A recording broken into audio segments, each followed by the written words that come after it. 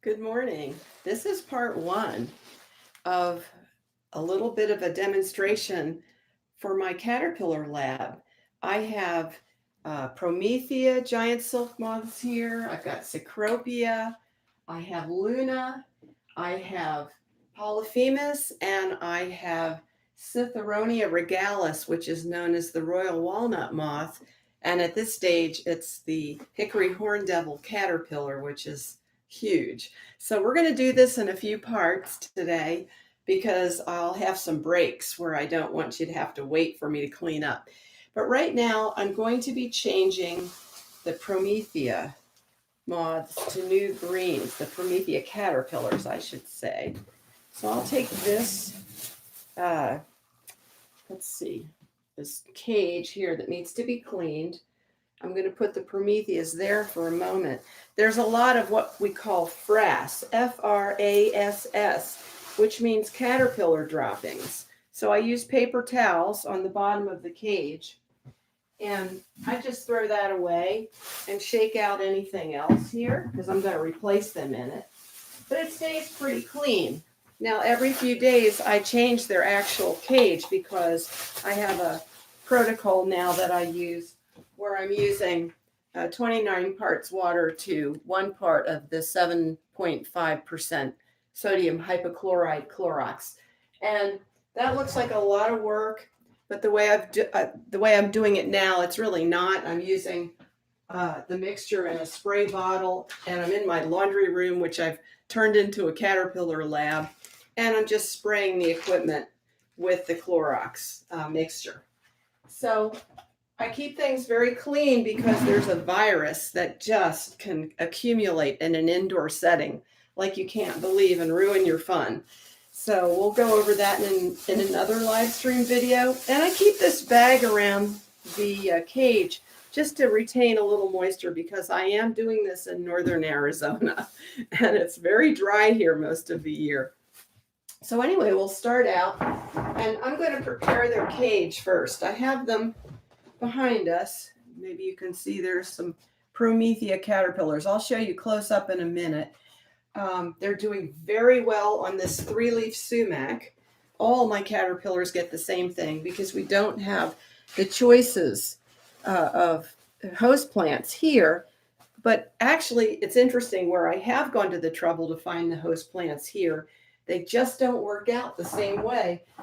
And I think it's because the dryness makes the plant somewhat different than it would be back east, where all of these species are from, the east coast of the United States. But I'm raising them very successfully on this rust trilobata. Here it is ready to go in here. And you'll see down in here I have this, what looks like a white object. That is aquarium foam, and I have another color which is blue right here, and you can't really see it, but I have aquarium foam that I press in with it all the way around so the caterpillars can't drown. Actually, I think I'm going to give them, I have so few of these, I have 5 of these. I'm going to give them a little smaller bouquet because actually I have one of them that's already cocooned. And so the other reason I wanted to do this live stream today is I wanted y'all to see how fat and big these are before they disappear forever into their cocoon. So right now, I'm going to place the new environment for them over on this side and push my changing box onto this side. What I'm going to do as I take them off the branches here, and I don't know if you can see that, I'm going to really try to illuminate those, bring it up close so you can really see those caterpillars. I'm going to clip them off and place them in their new fresh bouquet. So I have cleaned scissors and I have clippers if I absolutely need them. And these are cleaned daily in Clorox, solution of Clorox, and rinsed, of course.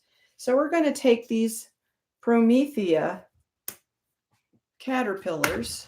I hope you can see that close up, how nice and fat he is, and getting fatter. I don't want to over illuminate it, but just where you can see it. They're really cute, and they have these cute little push pin designs. This is the last instar, and they had some very beautiful instars, which are the different molt stages they go through.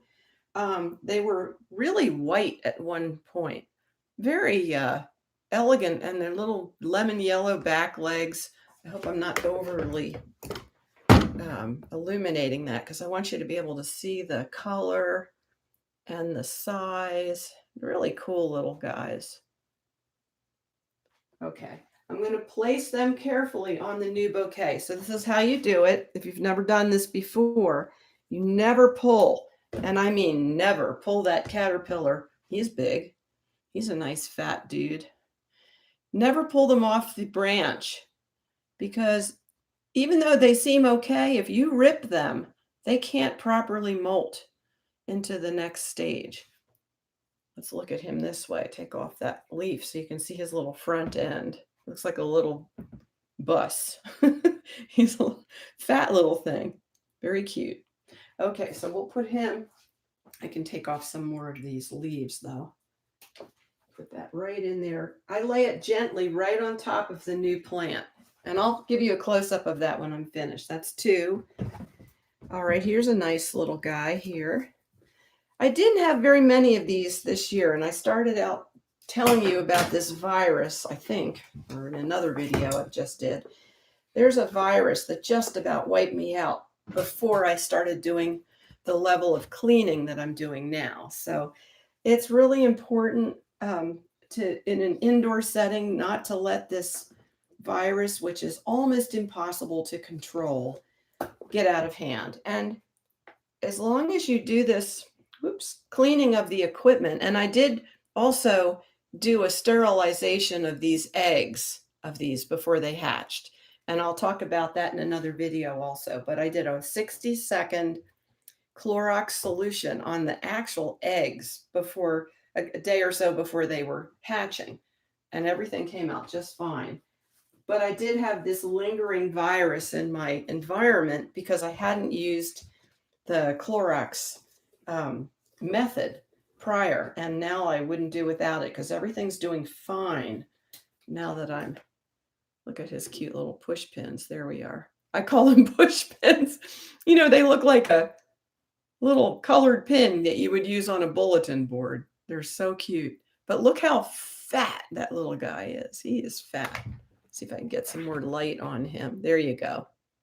That's a fat little guy. These are Promethea moths or caterpillars. And the cool thing about these is the male looks and acts differently than the female. And what that means is, and by the way, there's the foam that I use to block them from getting down into the water.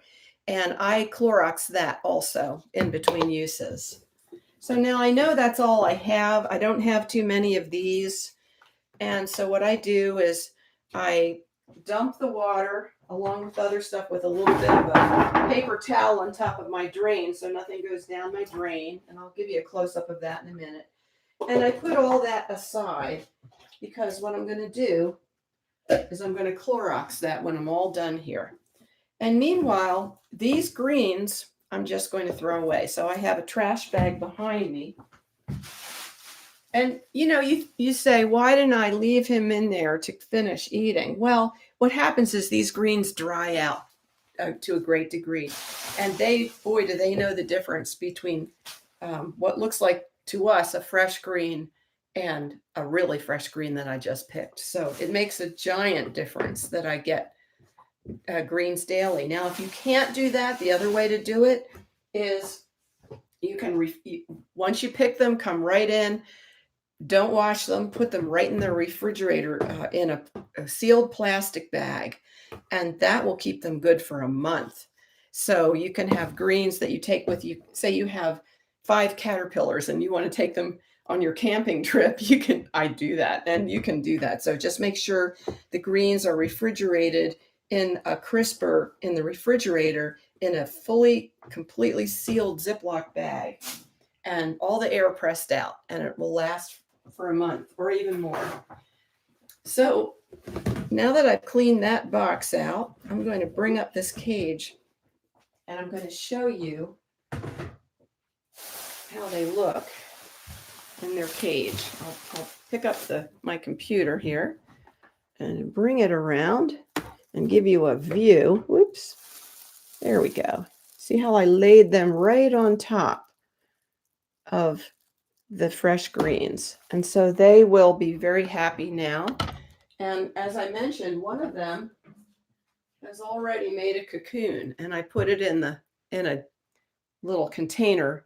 I wasn't sure what was wrong with this one, and it turned out he was just ready to make his cocoon. So this is a Promethea caterpillar, will become a Promethea moth, and so he made his cocoon, and it has air holes here. So even though some of our experts say you don't always need air holes, that somehow air will get in around this seal, I suppose. But anyway, he's all cocooned up and ready for not the refrigerator yet. I'll give it about 5 days or a little more, and then put them in the refrigerator at about 38 degrees constant until next spring.